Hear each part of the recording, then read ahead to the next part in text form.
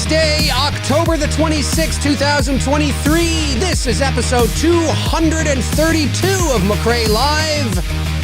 Halloween 4, the return of Michael Myers. Did you ever notice this? Maybe you did, maybe you didn't. I don't know.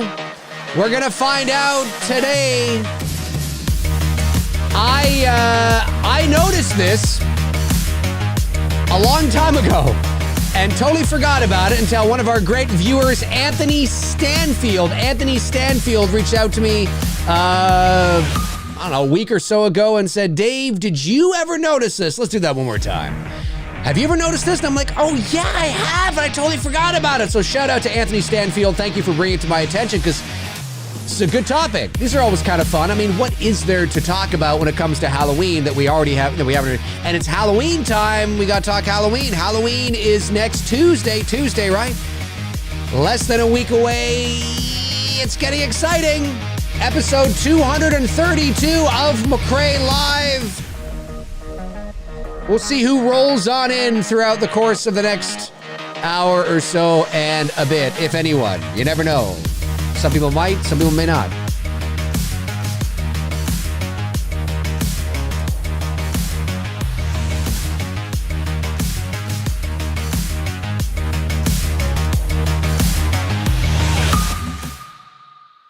All right, everybody. Welcome to episode 232 of McRae Live.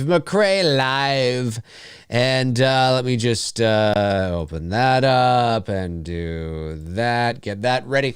Yeah, we'll see who rolls on in and see if anybody cares.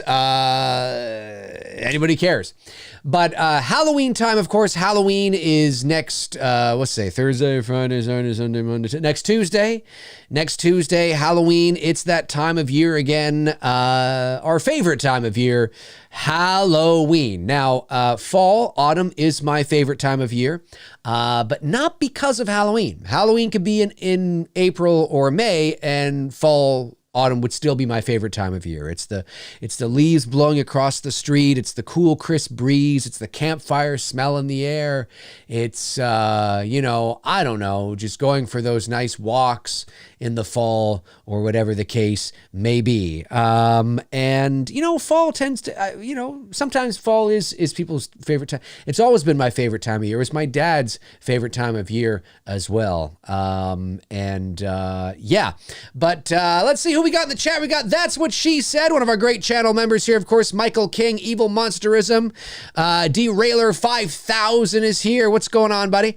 Others here, of course, Dan Parsons, Joshua Graham, Brooks Scarlett is here, J Beach 12078, Darren from Georgetown. Darren Georgetown is here. Rosalia, of course, is here, and lots of people. Chester Franklin Jr., lots of people are here, and we'll see who rolls on in, like I said, throughout the next 90 minutes or so.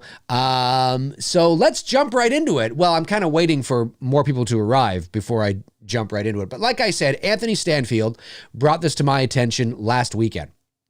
He reached out to me via a DM, and he's like, Dave, have you ever noticed this? And I look at him like, yeah, I have noticed that before. I totally forgot about it. And I thought it would make a good topic, because I've done a few of these, when it comes to, did you ever notice?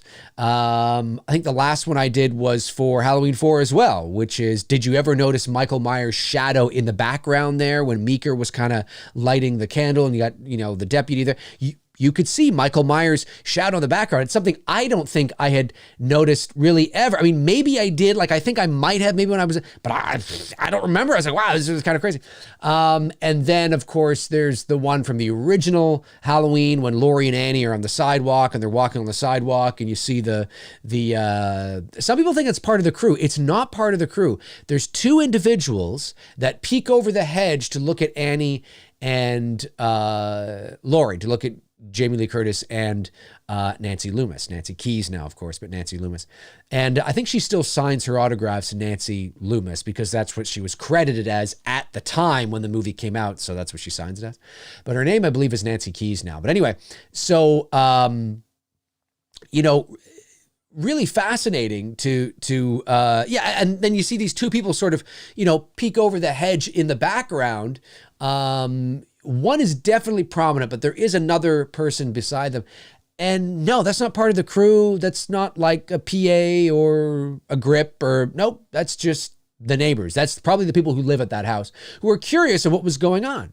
Because, a $320,000 low budget indie movie in the late 70s, I mean, they probably got permits, I would imagine, to shoot on that street, but they wouldn't have been able, they weren't like blocking off the street or anything. And the neighbors were probably out on the lawn and were just watching the movie being made, and they peeked their head up and, there you go. There you go. So I did a video on that one, and there's a few of these that I've done videos on. So I thought this would be a good one to do and see if anybody cares, and we can jump right into it. Cause I think this will be a good one to do. And then we'll jump into the chat room and see if you guys have anything to say. Super chats, super stickers, whatever you want to say. Feel free to send those in now, even if you want as well, and I can get to them after the fact. Okay, so let's jump right into it. Let's head over to the other screen. There we are. Okay, so this is from Halloween 4, The Return of Michael Myers. And of course, this is the scene where Dr. Loomis is approaching the gas station. Leave those people in peace, Michael. Hey, Derailer sends in, Derailer sends in 5,000. That'd be amazing. Derailer sends in $1.99. Thanks, buddy. Appreciate that very much. All right. So this is, Dr. Loomis approaching the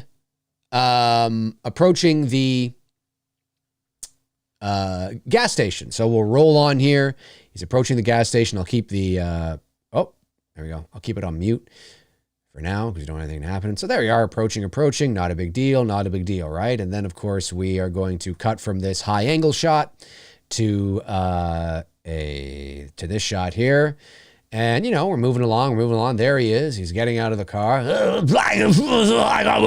Michael, where the hell are you? Bloody, hello, anybody there? Hello, you bloody hell. I'm going to take a shit. I don't know what the fuck's going on here. To take a big shit. Or I'll just, Okay. Now, despite my theatrical voiceover dubbing, did you notice it? Did anybody notice it? In the chat room, did anybody notice it? Let's see. I'll be very curious if anybody noticed it. Let me bring myself back over here. Did you guys notice it? Or were you too distracted by my... Maybe you weren't paying attention. Maybe I should play it again and not say anything and see if you guys noticed it. But we'll see if anybody in the chat room gets it. Did anybody notice we'll call it a mistake? It's a mistake. It doesn't ruin the movie. There's a lot of people that probably have not noticed it, but it certainly shouldn't be there, if you know what I'm saying, right? So we'll see. See if anybody gets it. Michael King says, yeah, play it again. He was probably too distracted by my... all right, well, let me just go back. Let me go back over here and let me get it ready. I will go back and I will play it again. Okay, here we go. And this time I will not say a word.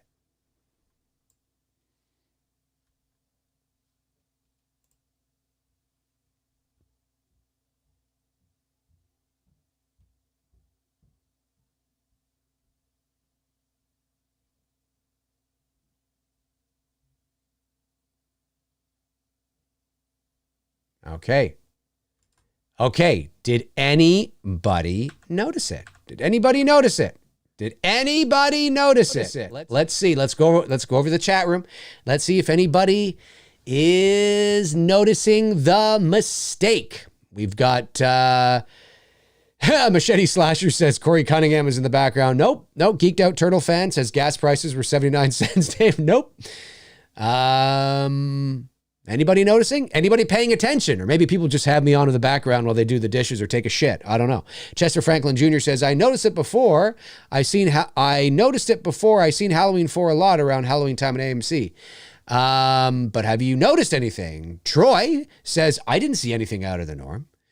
Lee the Machine Bowers is the Blu-rays are $223. Matt Ryan says, we noticed it. Ooh, Matt Ryan says, we noticed it, but what exactly? Alex Shambach says, is that a sanitarium sign? Maybe, I'm not sure, but it does say that. Yeah, it says Ridgemont, but that's not what I'm talking about. Geeked Out Turtle Fan says, Loomis was driving a Ford? Dalton Barron says, seen a person's shadow? Oh, Dalton, ladies and gentlemen. Dalton, ladies and gentlemen, do I have applause here? I thought I had applause somewhere. Here we go, here we go.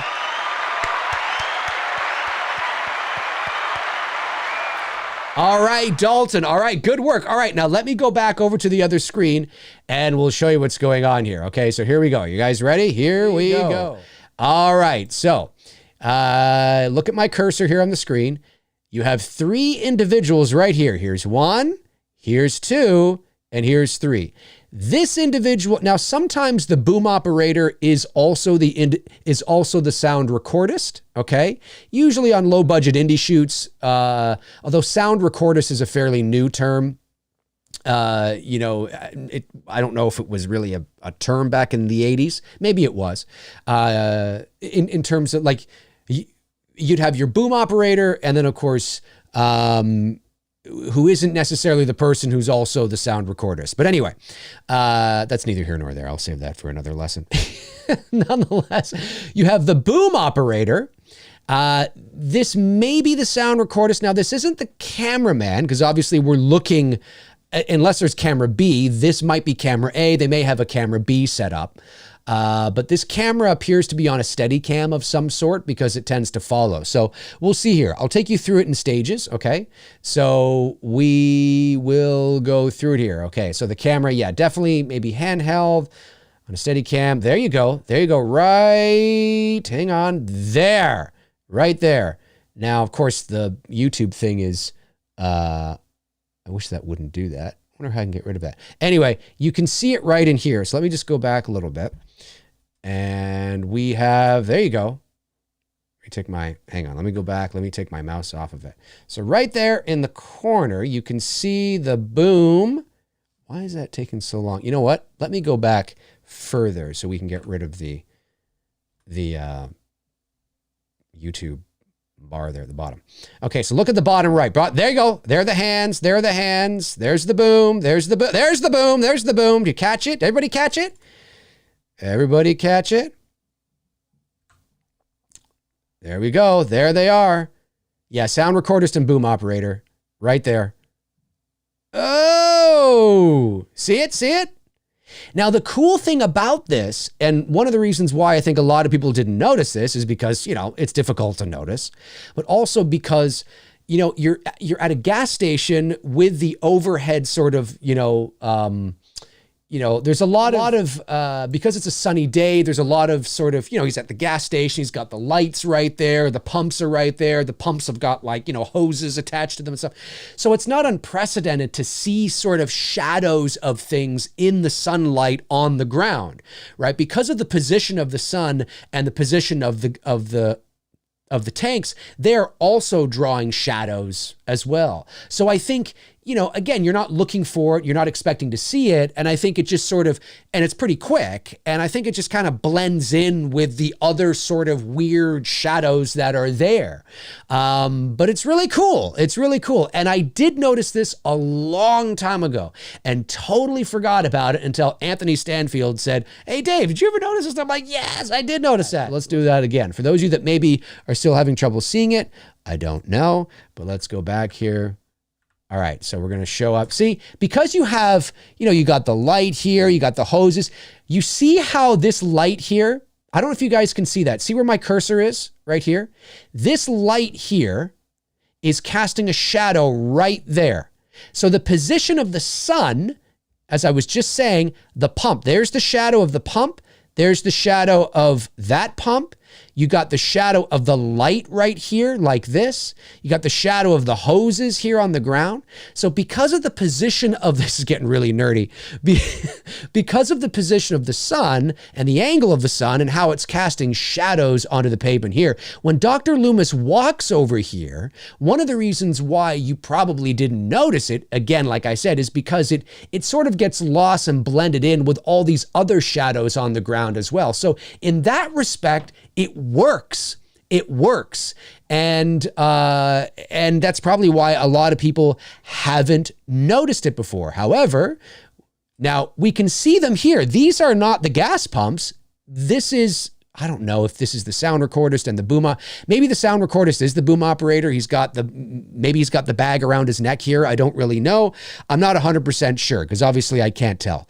But definitely these two shadows here are two individuals. And this here is likely the boom pole. I would think.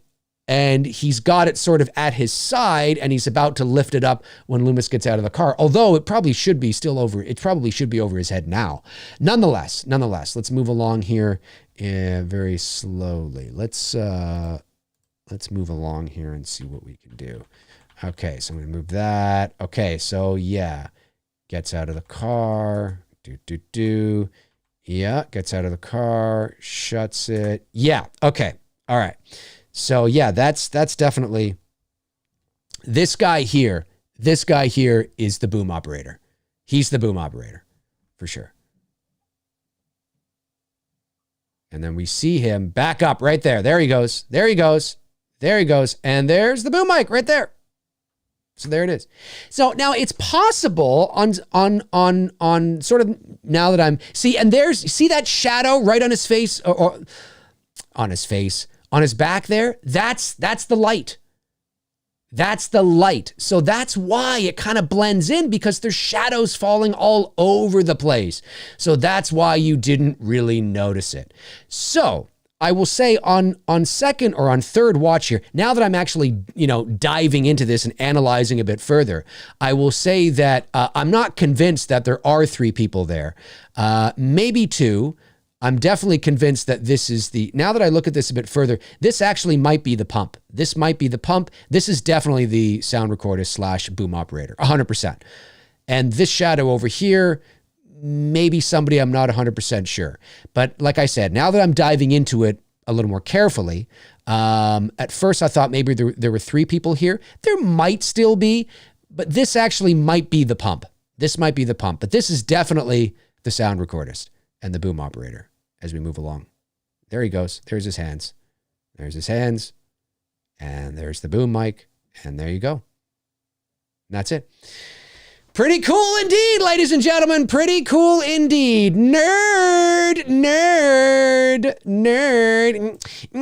Did you notice in Halloween 4, the return of McRae? Pretty crazy indeed. Isn't that kind of cool? So yeah, at first on a still image from the side, it kind of looks like three people. And I thought it was three people at first. That's why I said that at the beginning. But now that I'm watching it sort of over and over here, I'm like, I'm not really convinced there are three people there. There may be three people there. Like I said, the boom operator isn't necessarily the sound recordist, or the sound mixer. The sound mixer. That's what it is. You have the boom operator and the sound mixer. You put the two together. I think I'm getting this right. So years ago, especially when you're shooting on film, years ago you'd have the boom operator and you have the sound mixer. And as of more recently, and you'll often see this on low budget indie shoots, you have a position called the sound recordist, which is basically the boom operator and the sound mixer as one. It's the same guy or gal.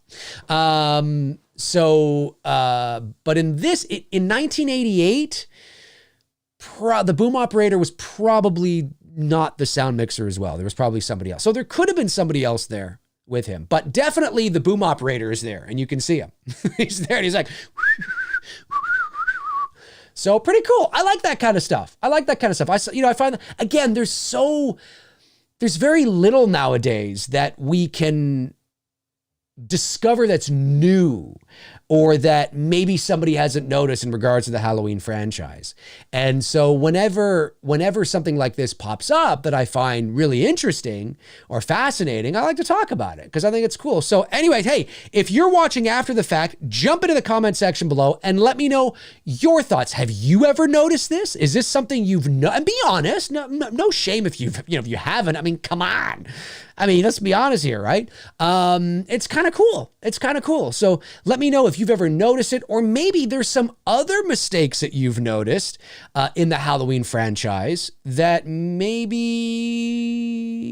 you know what I mean? Maybe let me know in the comment section. I'll take a look to see if it, if I agree, and let me know. Let me know. It's got to be, it's got to be objectively obvious. Do you know what I mean? Like, it can't be sort of your own interpretation of a mistake. It has to be like, oh no, that's clearly the crew member, right? Like how you can kind of see the crew member, I think in the, was it in the reflection of the telephone booth when Loomis is, or is that a different movie? Maybe that's a different movie. There's probably quite a few movies where crew members have gotten themselves in the reflection of telephone booths. But anyway, Taylor Paulson sends in $2. Says, Dave, my man, just wanted to say you rock, bro. Well, thank you, Taylor. Really appreciate that. And thank you for the super chat. Really appreciate that. Thank you. So yeah, pretty cool. Pretty cool indeed. One more time for those of you that are just tuning in, but of course you can watch back. Crew member visible. There we go. So bottom right. So look in the bottom right there. There you go. Yeah, I think that first shadow is the tank. There's the second shadow. That's the boom operator. There he is. And there's the boom. Yeah, right there. And that's it. Pretty cool. Pretty cool indeed. All right. Back to the show. Yeah, that first thing, I'm convinced that first thing is the tank. And the second one, maybe the tank as well. On the other side. And then you got the boom operator in the middle. You know what I mean? Nighttime sends in $5. Thanks, buddy. Says, saw Exorcist Believer. It came out on streaming. It has. Yes, I still haven't seen it. I gotta watch it. I realize it's out now. It wasn't scary, but it was very intense. Solid 7 out of 10 film. Well, there you go. There you go. Yeah, I suspect I'm going to think it was fine. You know what I mean? Not as good as the original, of course. But like I've said many times, the hyperbolic intensity, well, I'll take a page out of my book because I'm a very theatrical person. The over-the-top hyperbolic theatrical spazzes that you see from people who are calling this. Anyways, I don't need to get into it. It's just like, yeah, I suspect that when I watch it, I will be like, yeah, it was fine. Like it was fine. It wasn't the catastrophic dumpster fire that people would lead you to believe it is. And so, yeah, I'm looking forward to seeing it because I do have to see it. So I'm glad you enjoyed it. 7 out of 10. It's good score. Good score. Man, thirsty. Michael King says, you're right, Dave. In 78, you see the guy with the white shirt in the reflection of the phone booth. Okay, cool. Yeah, I thought there was something there.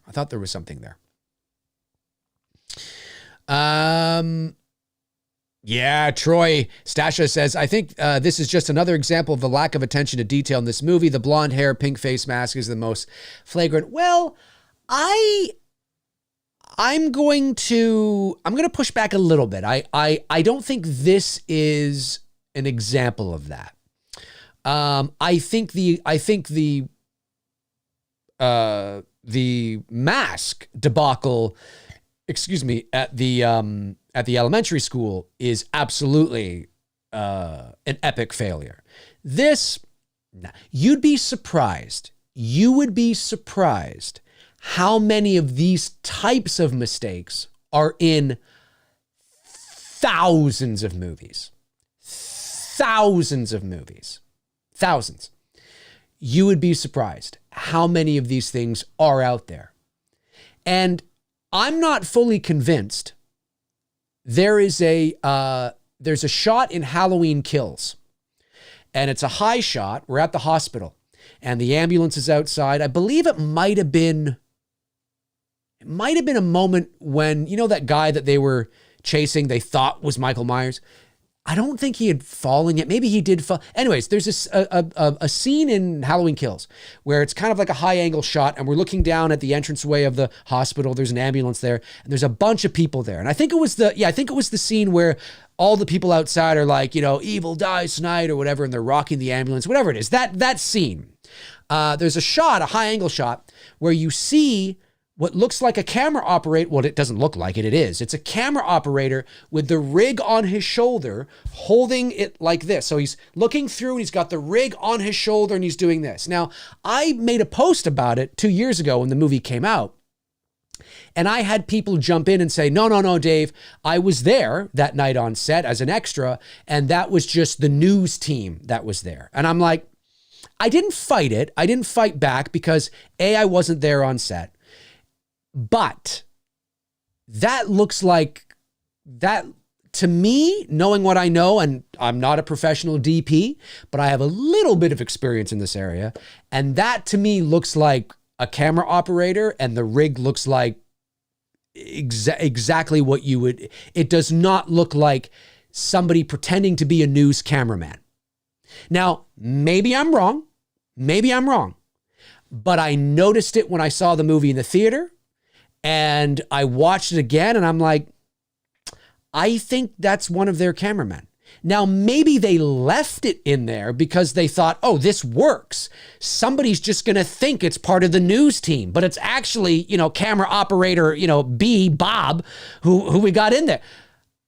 It just, the rig looks like something they would rig an Airy to. Like it just does. It does not look like a fake news camera. So I'm not fully convinced that that is not a glaring mistake. I'm not convinced of it. Like I said, maybe they're like, fuck it, don't worry about it. There's a news truck around the corner. It ironically, the mistake works, but to me, it looks like the camera operator. And of course, there's several on set. And here's one of the reasons why.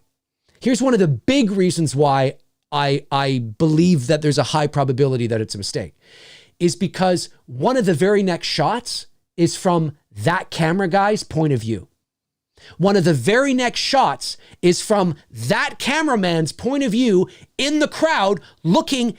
It's the exact vantage point. It's exact frame. It totally makes sense.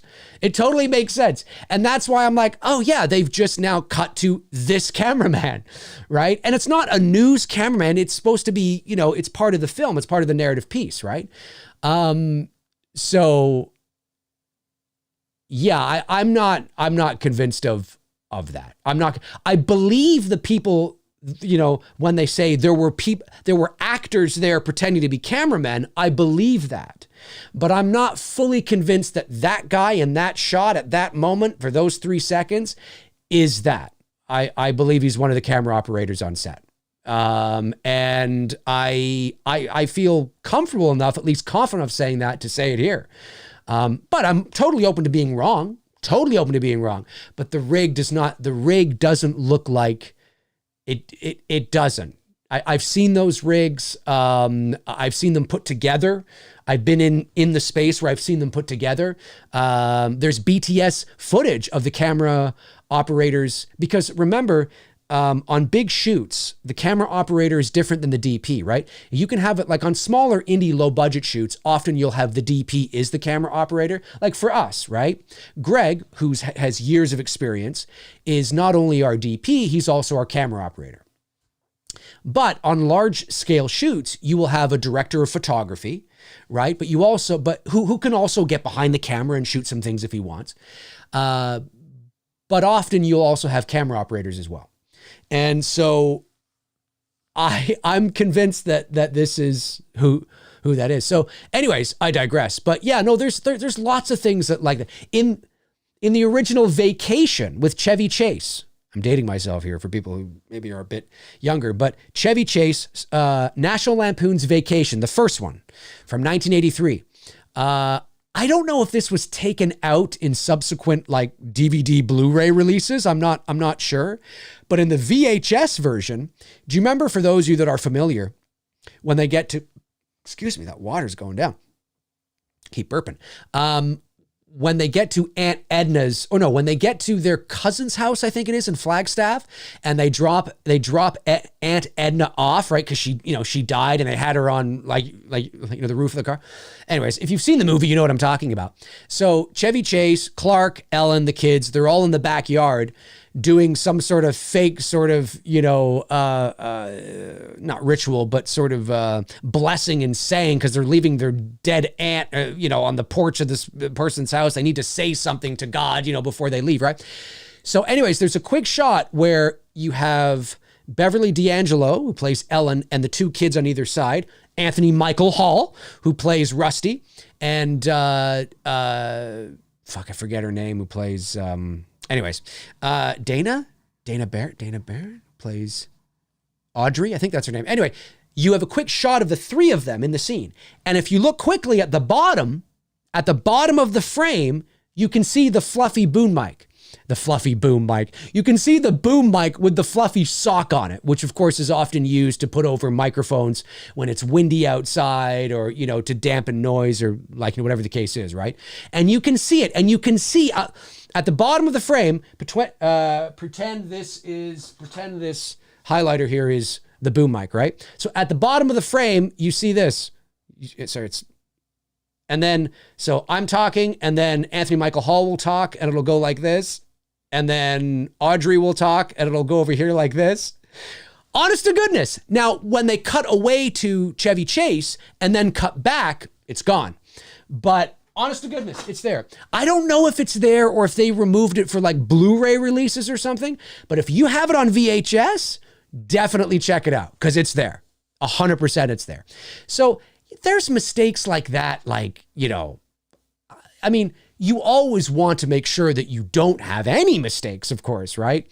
But you would be surprised. And when I say thousands and thousands and thousands, obviously I don't have a number. Who knows? Maybe it's not. Maybe it's only hundreds. But I just mean that you'd be surprised how many movies have little things like that. Reflection of the camera shadow on the wall, or there's a moment where,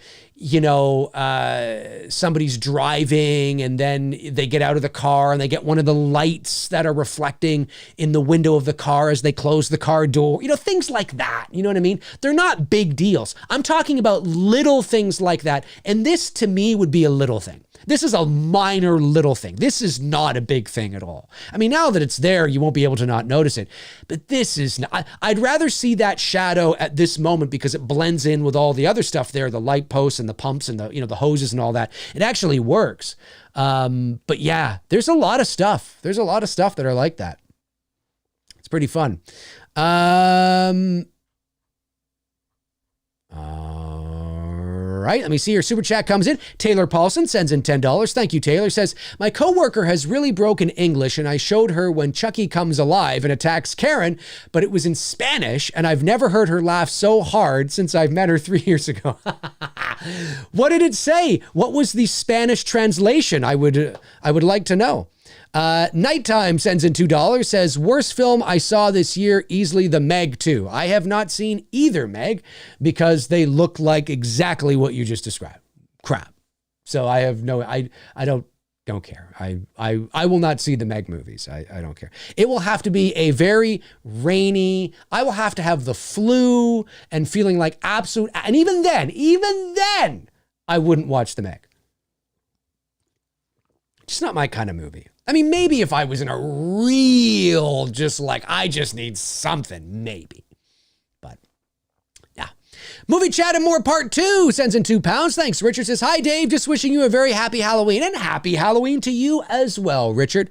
Hope you have a safe and happy Halloween over there across the seas. Davey Deathray, my man. Davey Deathray has entered the chat. What's going on, Davey? Great to see you here as well. Yes, for those of you that just might be tuning in now, we've already discussed the Did You Ever Notice in Halloween 4? So you'll have to go back and you can do that right now, even when we're live. Of course, as you know, you can scroll scroll back and watch the beginning if you want to get caught up in what's going on.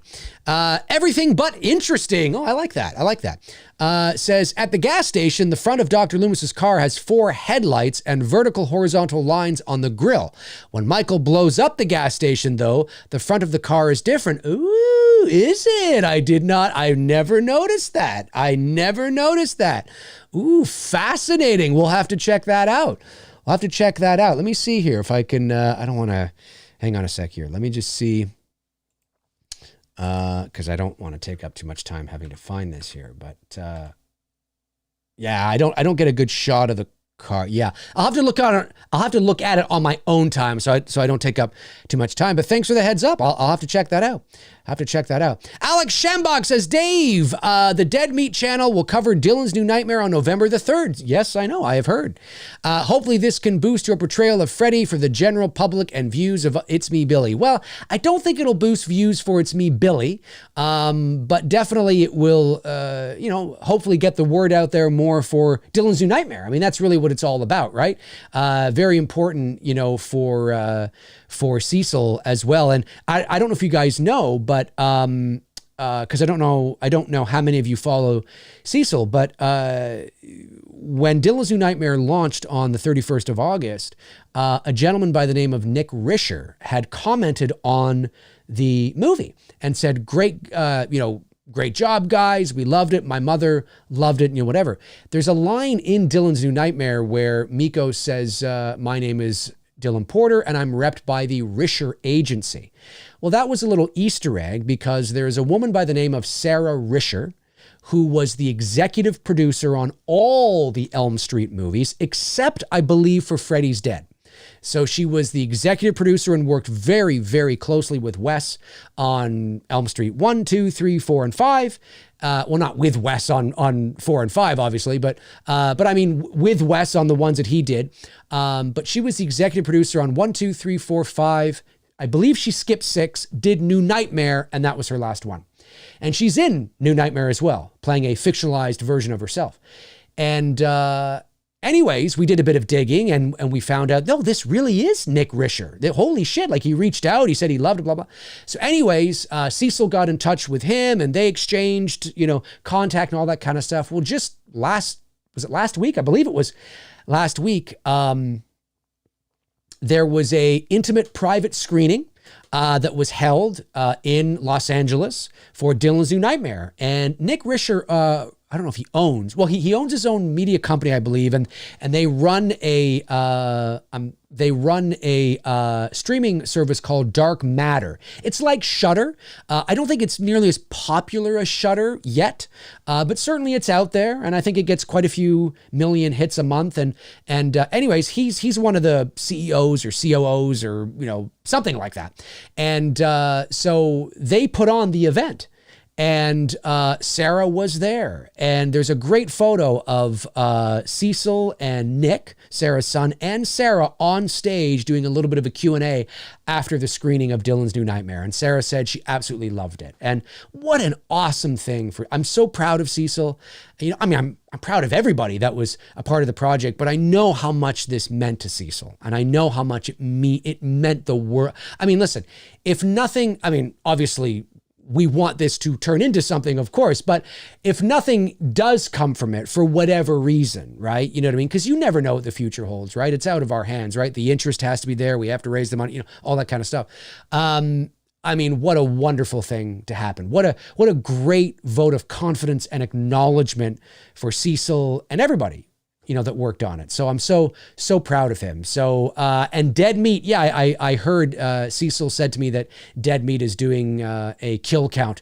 I guess that kill count will be 1, but nonetheless, they are honoring it and doing a kill count, which is awesome. So shout out to Dead Meat. Thank you so much for doing that. I know Cecil is just over the moon about it, and that will definitely help to drive traffic to the movie, because it was the movie unfortunately was what do you call it? Not copyrighted, but age restricted.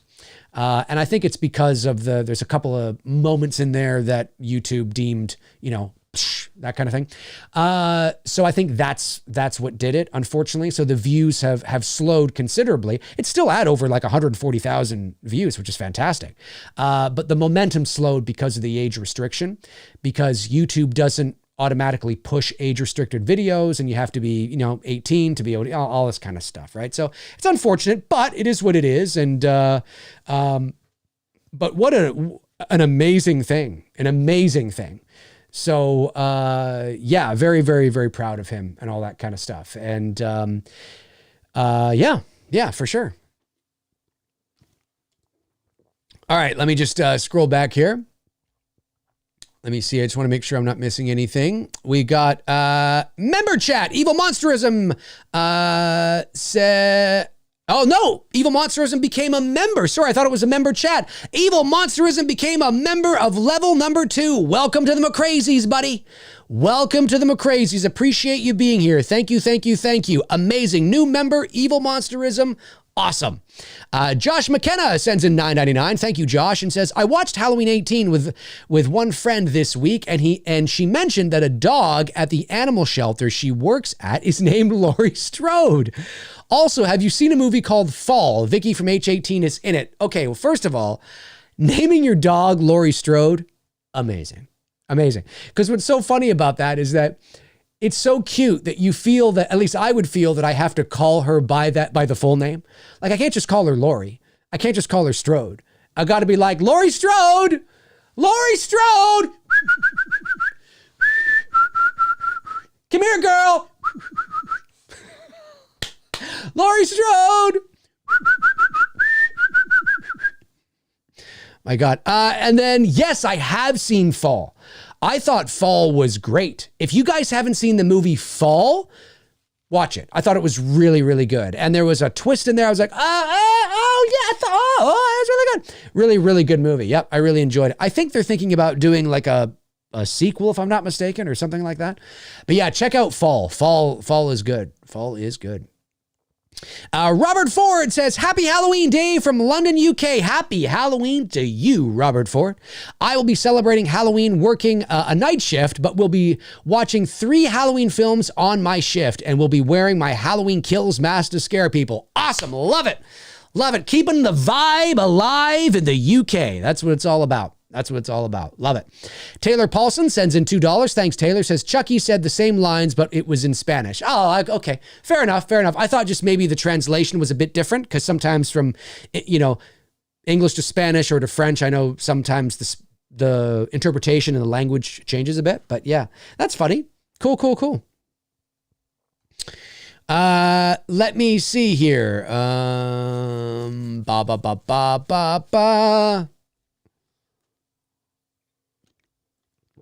Sorry, Jared, don't swing that way, but if you do, all the power to you. All the power to you.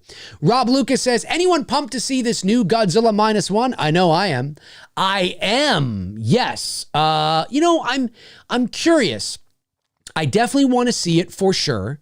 Again, it's not something I'd go out to the theater to see, but I definitely want to see it. I want to check it out. I still haven't seen Godzilla, that one from a few years ago. What the hell was that one? Anyway, to get to your 40s, everything just falls apart. And I definitely want to check out Monarch. I mean, I'm a big Kurt Russell fan. I want to see how they're connecting it. I know Adam Wingard is in post right now on the sequel to Godzilla versus Kong. I wasn't a huge fan of Godzilla. I mean, I enjoyed Godzilla versus Kong enough for what it was. I am happy that Godzilla won, because although they tried to, it's King Kong could never beat Godzilla. Godzilla's nuclear. He's nuclear. It's impossible. And they had to make Kong way bigger just to justify the movie. I love King Kong, don't get me wrong, but I thought it was okay. Like, I thought it was fun. It was fun. But I'm actually a big fan of the 2019 Godzilla King of the Monsters. That movie gets shit on like it's nobody's business. I think it's great. I don't think it's like I'm like the Shawshank Redemption. I just mean for the kind of movie it is, I think it's great. It's my favorite in the Godzilla monsterverse. Wasn't a big fan of Kong Skull Island. Just, I wasn't feeling it. The first Godzilla movie, I really liked the, I like how they were doing, like, there's a lot I like about that movie, but I just wasn't into the characters. Anyways, I don't want to turn this into a whole Godzilla thing, but nonetheless, yes, I am looking forward to Godzilla, Shin Godzilla. That's the one I haven't seen yet. But yeah, I got to see it. But yeah, it's just, it's the way it is. It's the way it is. It's the way it is. I'm looking forward to seeing it though. Yeah, Godzilla -1 looks good. Looks good. Got to get me some. And Monarch, I want to check it out. Steve Ross says, if you think 40 is bad, Dave, wait till you get close to 50. Well, I'm not far off. I'll be 45 next year. So another few years and well, there it is. It's all downhill now. It's all downhill. No. Oh my goodness. Tails Fan 109 says, hello. Have you ever done a stream going over your favorite and least favorite moments of all 13 Halloween films, not including any credits? That's too obvious. An answer for films you dislike. It's fun. I haven't. I'm not big on. I'll be honest with you. It's a lot of work. And I think I would be more likely to do something like that if I was a part of some, if there was somebody else that was doing a stream and they wanted me to kind of chime in with like, not all 13 films, but they were doing all 13 films and they were getting different ideas from different people. And then I chimed in with what I liked and didn't like about this one particular movie. You know what I mean? And then they got somebody else to do something else. It's a lot of work. It's not that I don't appreciate it. But I just got to be honest, I just got to be honest. It's just doing that kind of, like I've been asked to, rank, like I've been asked to do like a 31 on 31, kind of like what Cody Leach does. Not call it that, of course. That would just be, ripping off Cody.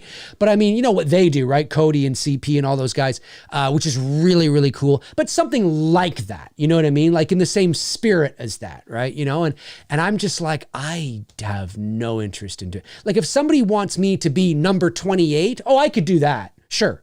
But listen, and I mean this, my hat goes off to those guys. That's a lot of work. It's a lot of work. Now, the 13 movies, not as much work, but it's a lot of work. I have to be really passionate about something in order for me to put that much work into something. I've got to be really passionate about it. And I'm generally not somebody that watches. Ironically, I'm not somebody, like when it gets to Halloween time, I'll watch a few horror movies, but I'm not somebody that does like watching a horror movie every day for 31 days or whatever. I'm just not that kind of person. I just never have been. I will watch horror movies in the month of October. Sure, absolutely. But I won't watch one every day, or I won't have like a big marathon over a week or something. Maybe if I had kids, that would be different. Or maybe if, I don't know. I don't know what it is. I wish I could, because I love when people reach out to, because I've gotten, a lot of DMs over the years from people like, can you do this or can you do that? Or what about a tier ranking where you rank all the such and such compared to all the such and such of this and combine it with this, and then you come to the, and I'm just like, oh my God. I'm like, that sounds like I'm studying for like an exam in university. I'm just like, oh my God, it's just so much work. It's not that it's not a good idea. Sometimes I'm like, wow, that's a really fucking good idea. That's really original. I never thought of doing something like that. That's really good. It just is, I don't know. I'm not lazy. I wouldn't say I'm lazy. I would say it's just, I have to be passionate about it. You know what I mean? And because if I'm not passionate about it, it's going to show, and you guys are going to know that I'm not passionate about it. And you guys are going to watch the stream or the video and be like, this is kind of lame. Do you know what I mean? And I'm more of like, I don't mind doing rankings about let's rank the Freddy gloves, or let's rank the Freddy makeup, or say, yeah, that's fine, because that's easy enough to do, right?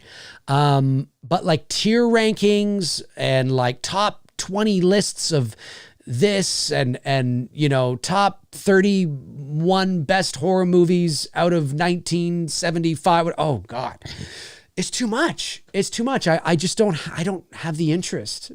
Sounds so bad, but I really don't. I really am more of that commentator punditry, talk radio guy, rather than like but again, I certainly don't mind doing like one every once in a while if it's light and manageable.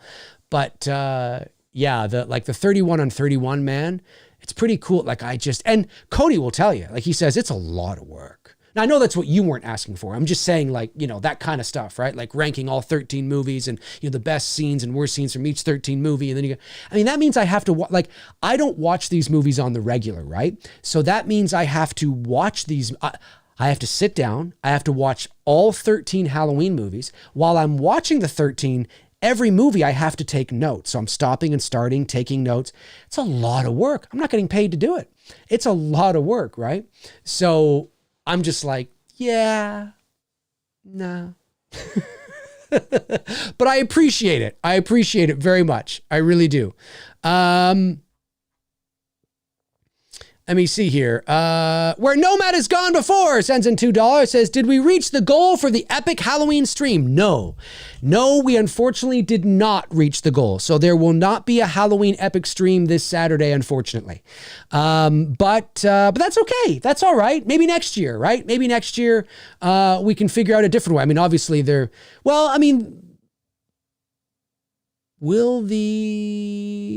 just going to say the Indiegogo campaign for It's Me Billy Chapter 2 is in demand right now, and it will be in demand for the foreseeable future because obviously Chapter 2 doesn't release till next October. I don't know by then I don't know if I would be using the campaign for or maybe I would do it earlier in the year and then, whatever. I'm not sure. I'll have to figure it out. No, but it won't be happening this Saturday. And I've already booked, I have meetings this Saturday now anyway for Chapter 2. When I realized that it was not going to happen, which was just basically this week, I went ahead and made the bookings for the production meetings that I need to attend to. So it's unfortunate, but I feel good. I feel good about it because I felt like the incentives that I offered were totally fair, totally achievable. I even gave 3 options, right? You know what I'm saying? And I believe it was fair, totally fair, 100%. But no, we didn't get close. So there will be no epic Halloween stream this Saturday. But that doesn't mean that there will never, ever be one. I mean, I'm totally down for doing one.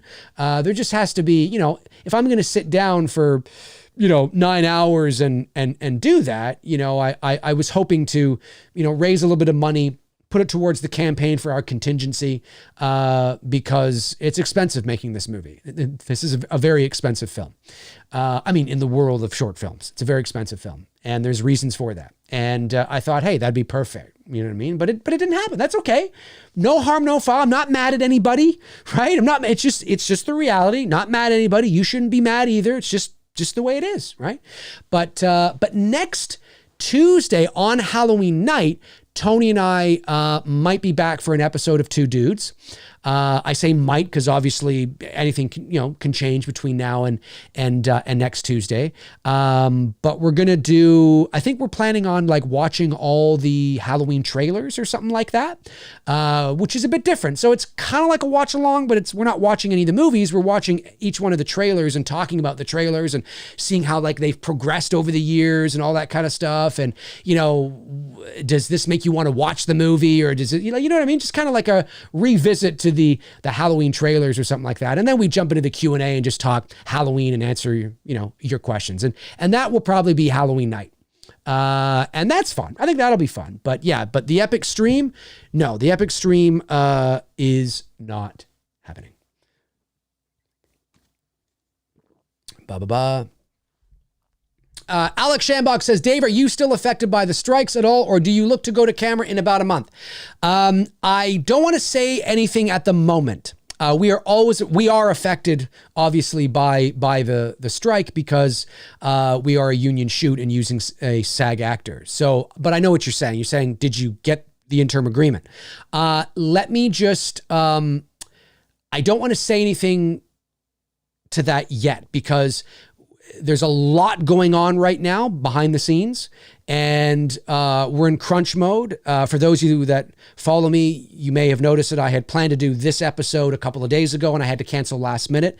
That is because of things that are happening behind the scenes. Wheels are moving, things are moving fast. And yes, we are scheduled to go to camera in about 3.5 weeks. There hasn't been any advertising of that on social media yet, and there's reasons for that. We're hoping to remedy that very soon. But there's, let's just say, just wait a few more days. Wait a few more days. And I'm hoping to have some announcements for people.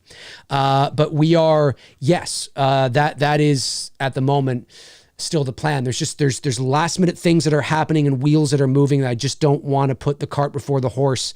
And I want to just, I want to be careful with what I say and how I say it. But thank you for asking. I appreciate that. You're obviously somebody you're thinking, there hasn't been a lot of talk about Billy 2, and aren't they scheduled to go to camera in like a month or whatever? Yes, we are. And so there's a lot going on right now with the unions, and obviously, a crew is set and things are, there's a lot happening right now. It's as is the case when you shoot a movie, that a lot of the times you don't know about these things. I mean, not every filmmaker has a YouTube channel where they talk movies, right? So here I am, and I can, and I can give you updates. But yeah, there's a lot going on right now. It's crunch time. It's intense, very intense, very busy. And I hope to have some information that I can share on social media in the coming days. All right, have I missed any super chats? I don't think I have. The last one was where Nomad has gone before. Taylor Paulson, got that one. Okay, I don't think I have. I just want to scroll down here. Hang on, let me go over to the other screen. Let me double check. I don't believe I have. I just want to make sure. It doesn't look like it. Just want to make sure. All right, what do we got time here? Oh, it's not even an hour. That's good. That's good. Tom Ungurian says, you're talking to somebody. You guys are talking amongst yourselves. Love it, love it, love it. Nighttime says, damn it! I guess you're referring to the Halloween stream. Yeah, no, I wanted to do it. But I know that our campaign needed that help for contingency, and I thought maybe that was a good way to get, to help that out. But like I said, no harm, no foul. These things happen, right? You know what I'm saying? And this is just, the campaign is in demand. It's there right now. If we were to reach the goal between now and Saturday, I couldn't do it Saturday anyway, because I've blocked things in there now that are part of the, film, that meetings that are happening. So I'd have to, but that's not a big deal. I would just move it. You know what I mean? I would just move it, because even if it had to happen after Halloween, okay, maybe it's not as exciting because it's not right before Halloween, but even if it was like the following weekend or something, it would still, people would still tune in. It would still be a lot of fun. You know what I mean? Because we're still coming down off the high, right? So if for whatever reason between now and Saturday, or between now and whenever, we were to reach one of those three goals, I would definitely still do it. It just won't be Saturday. If we never reach the goals, well, then I just never do it. It's just, that simple. But yeah. But the campaign is up. It's in demand. The link is in the description. Still lots of stuff, available. Don't sleep on this, folks. Don't. Even if you're not a Black Christmas fan, don't sleep on this. If you want your name in the end credits, it's there. It's there. We're also going to be launching, you're also going to have an opportunity to get both Billy 2, because right now on the campaign, we just have the digital download package for Chapter 2. We are going to be adding the digital download package for Chapter 1, and we're also going to be adding one where you can pick up both as a pack for a bit cheaper than what it would be if you picked up both individually, if you know what I mean. So yeah, so look out for that too. Scott Mariano sends in $4.99. Thank you, Scott, and says, you guys should consider watching the Halloween 2 TV cut. Well, we won't watch, you mean the trailer? We're not watching a movie on Halloween night. We're just watching trailers. So yeah, Tony and I are not going to watch a movie. We're going to watch every Halloween trailer. So every trailer to every Halloween movie. Halloween 1, 2, 3, 4, 5, 6, H2O, Resurrection, Rob Zombies 1 and 2, Halloween 18, Halloween Kills, Halloween Ends. We're going to watch all trailers, the official trailers to all 13 Halloween movies. And that alone will probably, because, we're going to stop and start and talk. That alone might take an hour. Even though the trailers are probably only 2 minutes, it's probably going to take at least half an hour to get through all those things, if not 45 minutes, right? So, yeah.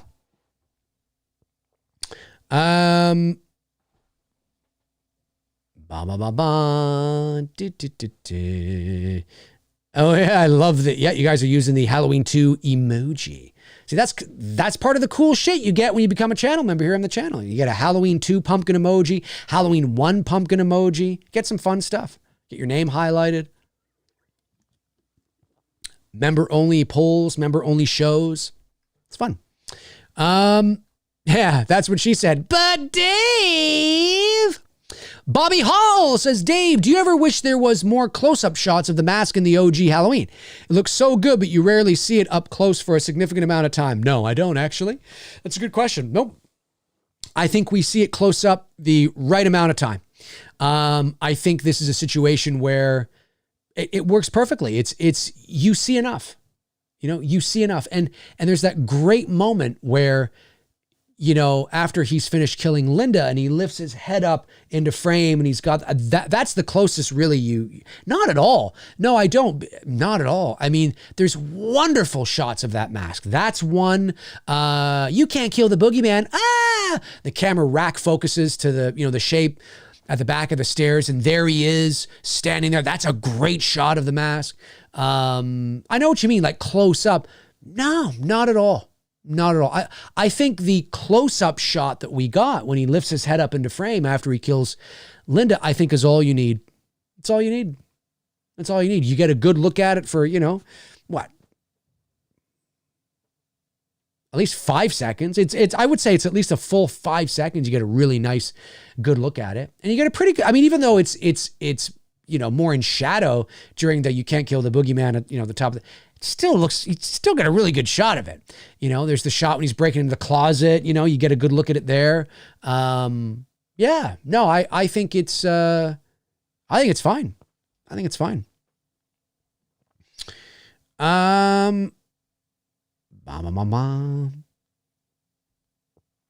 Let me see here.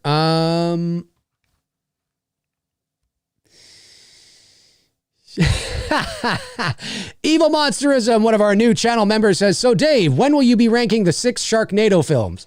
You know what? I think I'm going to start acting like John Carpenter. When I get paid, if they pay me, I'll rank them. I don't do anything unless I get paid. Hey, you pay me, I'll rank them. I haven't seen one Sharknado film. Hey, there you go, guys. Thanks. Yeah. There's I'm going to actually put, oh yeah. Thank you for that's what she said. You can see the emojis that you get at the moment. I'm going to add more as well, but those are the emojis that you get at the moment. So you get a But Dave emoji. You get the axe from It's Me Billy Chapter 2. That emoji you get. Of course, you get Buster Rhymes from Halloween to Resurrection. You get a dog taking a shit. That's dog shit. That's my dog shit emoji. You get my logo emoji. You get a smiling bag of popcorn emoji, Jaws emoji, of course the slate board or the clapper board, movie clapboard, and the Halloween 1 pumpkin as well. So you get the Halloween 1 and Halloween 2 pumpkin. It's my goal to put up like some Freddy emojis, some Jason emojis, some more Michael emojis. You know, I want to put some It's Me Billy Chapter 1 emojis up there too. There is a Sam emoji. No, is there a Sam emoji? No, I think that's just a badge. Sam's a badge, which means you're a member for 2 months, like Steve Ross there has. But I do want to put some It's Me Billy emojis up there too, and that kind of stuff. So that's fun, you know. It's fun. I'll continue to add as we move along. Lee the Machine Bauer says, hey, Dave, in Halloween 5, you can see a camera in the back seat in the car when he crashes into the tree from chasing Jamie. I never notice it, but I don't doubt it. I don't doubt it. You're probably right. You're probably right. Yeah, sometimes little things like that, they don't, it doesn't, like, it would have to be a gigantic, epic failure. Like, I will say, the boom mic in the first Vacation, although it doesn't ruin the movie for me, that scene, when you see it there, it does take you out of it. The shadow that we talked about here today doesn't, it's because it's a shadow. It's a shadow and it blends in, like I've been saying, with the rest of that stuff. So it doesn't bother me. It doesn't bother me. But yeah, you know. Oh yeah. Chester Franklin Jr. says, Dave, I'll be watching Halloween 1978 Sunday on AMC to celebrate its 45-year anniversary. That's right. It's 45 years yesterday. That's what you just said. Also, still any updates on Epic Stream? Happy Halloween, Dave. Well, we just were talking about that, Chester. There will not be an Epic Halloween stream this Saturday because we didn't reach our goal. So the deal was if we reached our goal, and I made it easier and easier to reach as the weeks went on. So, but unfortunately, we didn't reach our goal. So there was plenty of opportunity. You know, I believe I started talking about the Halloween stream like almost 2 months ago. So there was plenty of opportunity. But, you know, fair enough, right? I mean, you know, people, look, it's a combination of people not being interested. It's a combination of people not being able to afford it. It's a combination of people, you know, you always have your people out there that think that I should just do everything for free anyway. You get those people. And then, yeah, I mean, it's just, you know, it's just the reality. And also too, keep in mind that, you know, we've raised a lot of money for the campaign and we've probably exhausted the immediate viewer base here for the channel. Right? You know what I mean? There's a bit of crowdfunding fatigue too, right? So, and that's fair. That's totally fair. And that's one of the reasons why Indiegogo allows for the campaign to remain in demand. So it has an opportunity to reach new people, right? New viewers, people who haven't, you know, who haven't known about it or whatever the case is. And with Christmas coming up and with Halloween almost over and It's Me Billy Chapter 2 on the verge of shooting and It's Me Billy Chapter 1 already up online and buzz around that, hopefully we can bring in some more dollars for the campaign that way too. And you know, there's all sorts of things that can, but that's one of the reasons that's so important to reach your goal. But I'm not angry. I mean, it is what it is, you know, it is what it is. But I think it's a combination of those things. It's crowdfunding fatigue, right? Most of the people that we're going to, most of the, like our immediate viewership, I'm not just talking about the 133 people that are watching at the moment, or I think we actually made it to 160 today, and not the 30,000 subs. I'm talking about just sort of like the immediate sort of reach, right, that I have. Whatever that is, it has, you know, whoever was going to donate to the campaign has already donated to the campaign, right? And so me saying, hey, we got to reach these numbers, which is very easy, right? It's just the cost of a Blu-ray. You know, I think I wanted to get to 300 something Blu-rays and we were at like 200 and so. I think we needed to like, I think it was an extra 100 Blu-rays anyways, I forget now, but it's on my community post as well. And I've talked about it in past streams. The goals were realistic, 100% realistic, 100%. There was nothing ridiculous about the goals at all. It's just that, it's at the end of the campaign. That's the way it is, right? Crowdfunding fatigue. Some people, can't afford it, right? Just the reality. And so we need to reach new viewers. We need to reach new people who can get on board and help that kind of thing happen. So, but no, it will not be happening. I'm not saying it's never going to happen, but it's not happening this weekend. I can tell you that because we didn't reach our goal and I've already rescheduled several production meetings that day. So,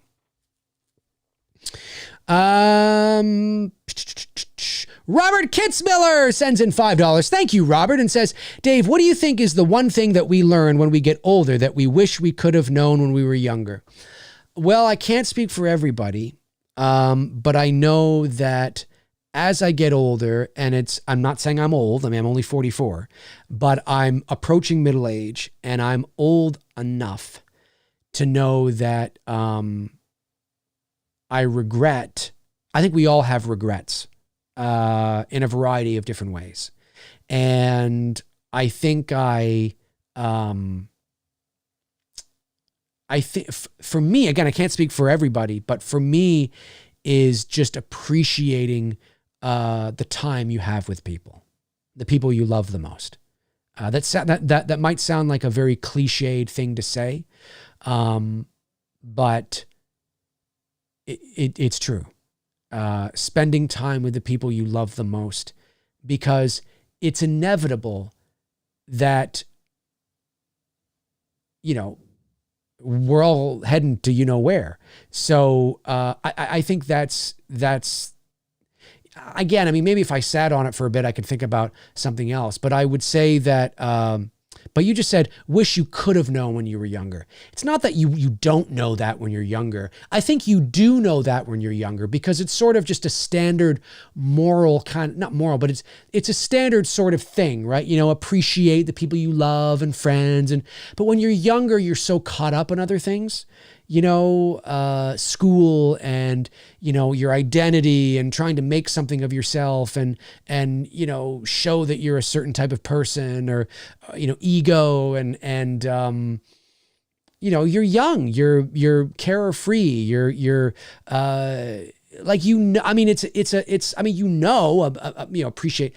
But I think as you get older, and this is not exclusive, it's just, I think it's a part of getting older, is appreciating, stopping, smelling the roses, looking around, because again, I'm only 44. I'm not saying I'm old, but I'm old enough, approaching middle age, to have these thoughts and these feelings and these experience and life experience now. And I've known people that have died and my friends' parents who have passed away, or my own parents passed away, of course. And so that, I think, there was somebody actually just a couple of weeks ago that I got wind from. A friend of mine reached out to me and said, hey, did you hear so-and-so died? And I was like, are you serious? Now, I hadn't talked to this person in 20 something years, but I was like, wow, it was a guy who was in our high school, and I was like, wow, huh, and it just makes you sort of, you're taken back by it. The problem is that, so that's kind of like the first thing that comes to my mind. There's probably a better answer, but I think it's just the first thing that came to my mind, and maybe it's because it's top of mind because of that story and just sort of, things that, we're all going through but at the same time, when you're younger and you're trying to make something of your life and you're trying to be something, and there's school and exams and this and that and stress and girls and guys, for me, it'd be girls, but if you're a guy or if you're a girl, it could be guys, or maybe you swing both ways and it doesn't matter. But that's a big part of your life when you're a teenager. It's the most important thing in your life, school and girls, and whatever. And you're not necessarily wired to be philosophical and cerebral and to think about life and the meaning of life and appreciating life and kumbaya. I mean, you're not, wired at 17 or 18 to think like that. I mean, that would just, you couldn't, I mean, you're in the prime of your life trying to make something of yourself. But I think that, that is as I get older, especially over the last year and a couple years, especially, I've really begun to realize that. I've begun to realize that a lot, so I would say I'd say that's my answer. I know it's not a great answer though, but Movie Chat and More Part 2 sends in £5. Thank you. Says, hey, Dave, could you please watch the trailer for Ray Wise Dead End? I've been asking for about 4 years. Christmas movie, nothing to lose. I will try to get, it's just not top of mind, Richard. But I will try to get around to it. I will try to get around to it. It's just everything going on right now. It's just not a priority. And so it probably won't be a priority for a while. But I will try to remember it. I'll try to try. It's why I don't take requests. It's why I don't take requests, because I very rarely can come through just because I have so many things going on. But Dead End. I've heard of the movie. Yeah, Nighttime said Suzanne Summers died October 15th. She did. Yeah, that was, I mean, you know what? She was what, 70 something, 76 or whatever she was. Not shocking, but, oh, Suzanne Summers. Oh, wow, And Three's Company is one of my favorite sitcoms, period. I mean, it's one of my favorites. So it's, John, of course, died in 2003. Suzanne is now gone. Of course, both the Ropers died years ago, I think in the 90s. And Don Knotts died in 2006, I think. So it's just what's his face who played Larry. That was his first name. Harry? No. Richard Klein. So now it's just Richard Klein and Joyce DeWitt. It's just Richard Klein and and of course, Priscilla Barnes, who played Terry, and what's her face there played Cindy. But I mean, from like the original group, it's just Joyce DeWitt and Richard Klein now. Yeah, it's crazy. It's crazy. Robert Thidoff says, Dave, do you think any other color besides white would have worked for the original Halloween Myers mask? Sure, I think so. But I think, the mask being white helps with shooting, because white is reflective. So I think if the mask was black, I don't think it would have been, yes, but I think you would have gotten a different, would it have worked? Well, it depends on what we mean by that, right? Would it have worked in the same ways? No, not at all. There would have been a very different vibe. It doesn't mean the character wouldn't have worked, or if the mask was, black instead of white or purple or orange or whatever. It doesn't mean it wouldn't have worked and the character would not have been cool or, whatever the case is. But I don't think it would have, it would not have had the ghostly feel that it has. And I don't mean that it's just because it's white and ghosts are white. Woo! That was my ghost. Woo! But because it's reflective. So you can put, a light in front of it and put it in the distance. And because it's a neutral expression and it's just this white face, it really stands out. It's eerie and it's creepy in the vastness of the darkness. So would it have worked? Yeah, well, I mean, the character, if the mask is creepy, it probably would have worked. It's like if it ended up being the Emmett Kelly mask. Would it have worked? Well, sure, it would have worked. It just would have been a different vibe. That's all. I mean, if everything else is the same, the music, Nick Castle, the movements, the sitting up, turning his head, sure, it would have, there just would have been a different vibe to it. Unless you're talking about, now that's a different mask altogether. So that would have been a very different vibe. Maybe your question really is a different, the William Shatner mask, just a different color. Similar thing, right? So it's not white, it's dark blue. Yeah, I mean, it's still the neutral face. It's still creepy, but the white is reflective. So it helps. It helps with the ghostly, ominous vibe and seeing it in the distance and, all that kind of stuff. So, yeah, for sure. All right. We'll go another 10 minutes. Another 10 minutes left in the show, and then we will call it a night. Jasmine Ferry says, did you see John Carpenter? There was a puff of smoke in the shot where Michael was standing by the tree bush in the original Halloween movie. Yes, Jasmine. Yes. Yeah, that's a common one, actually.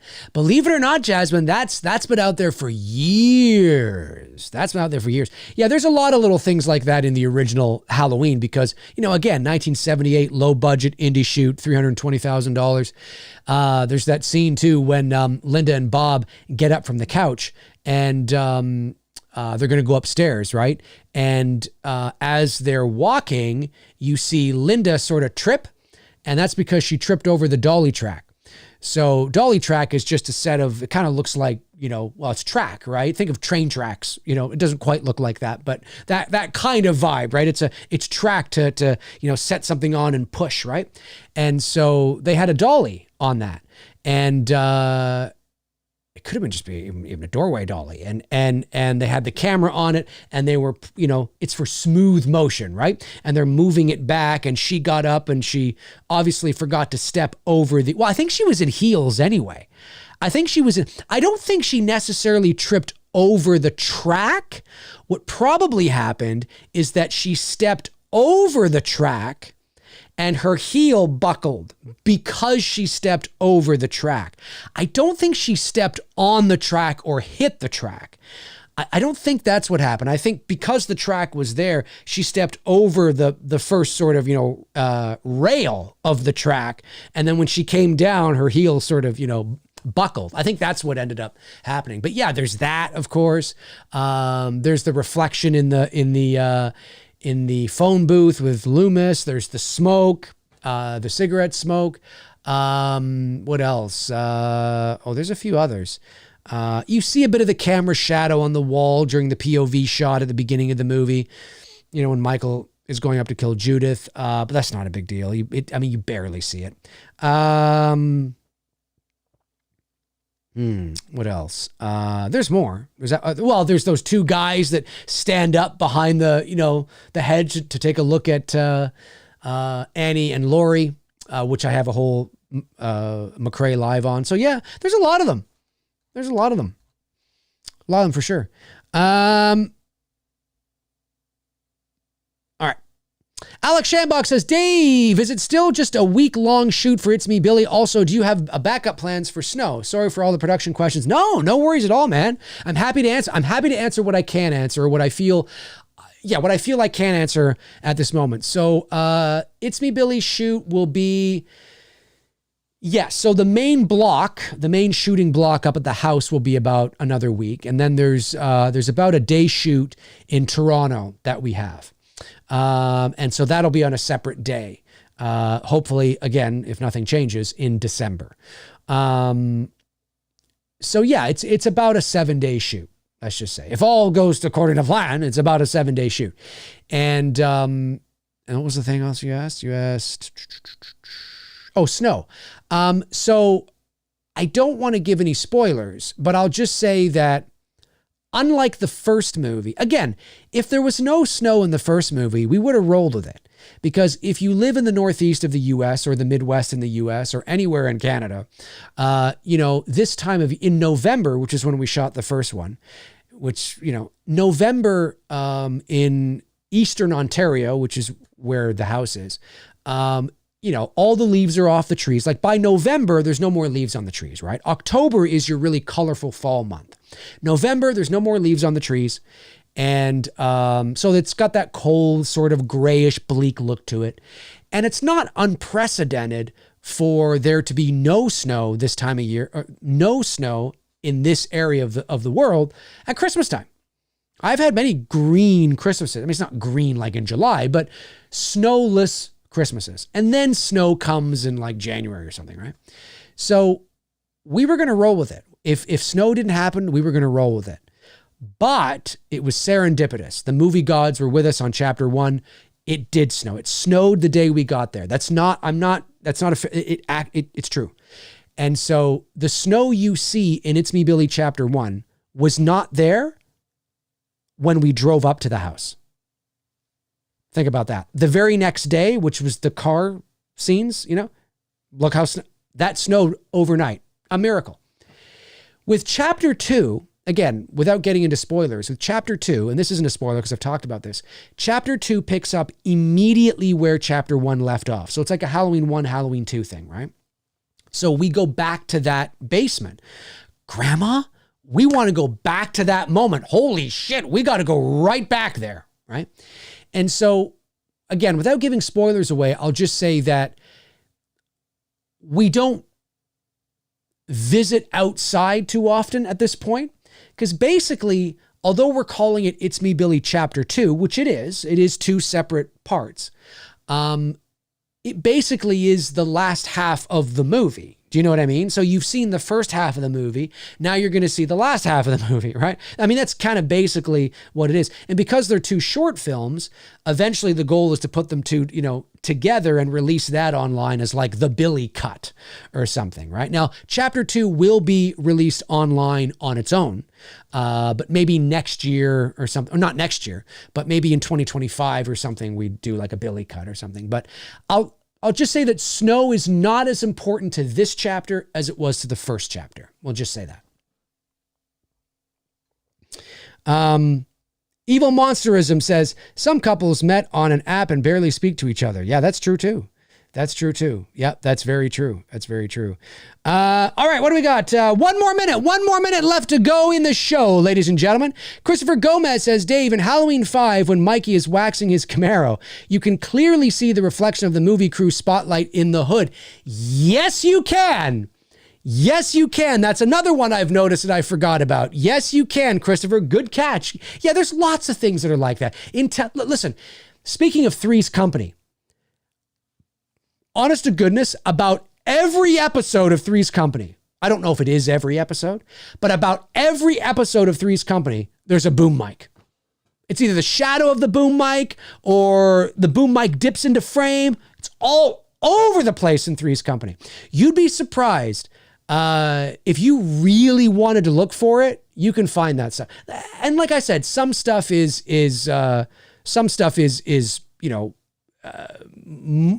more of a mistake than others, right? And sometimes you can mask it well too. Like what I believe is one of the camera operators on Halloween Kills standing there with the rig on his shoulder. And they probably saw that and went, fuck it, because it looks like he's just there covering the news. I'm confident that's not what it is, despite what some people have said. And then you could say, well, but they were there, they would know. Yeah, but I also know what a rig looks like with a cinematic camera, and that's it. And that does not look that's a pro rig right there. And then, like I said, the very next shot is from that camera guy's point of view. And it's not like a news footage thing. It's in the movie. It's a shot from the movie. And that's why I'm like, yeah, that's a mistake. They got the camera guy in there. You know what I mean? There's a camera guy in one of the first 2 Harry Potter films or something. You can look that up on YouTube as well. Oh yeah, there's lots of things that are like that.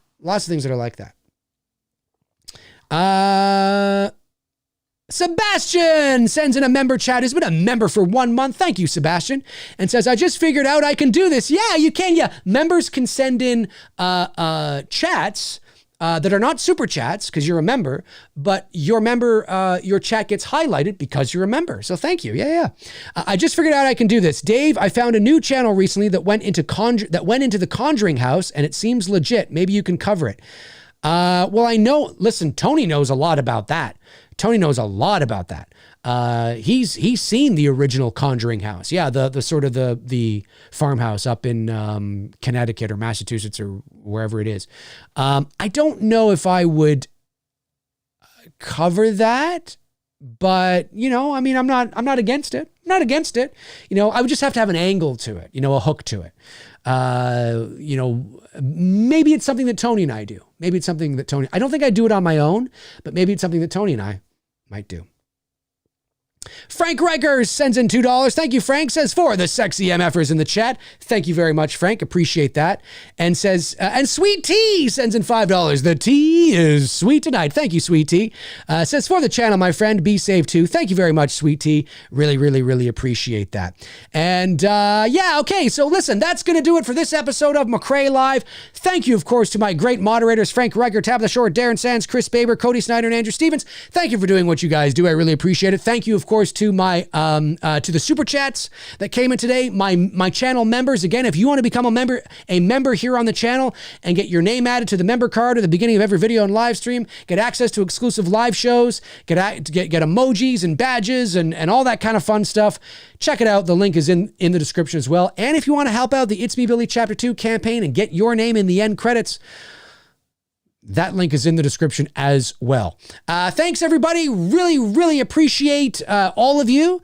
And yeah, I will be back very soon with another episode at some point. Maybe this weekend. I'm not 100% sure. Hopefully.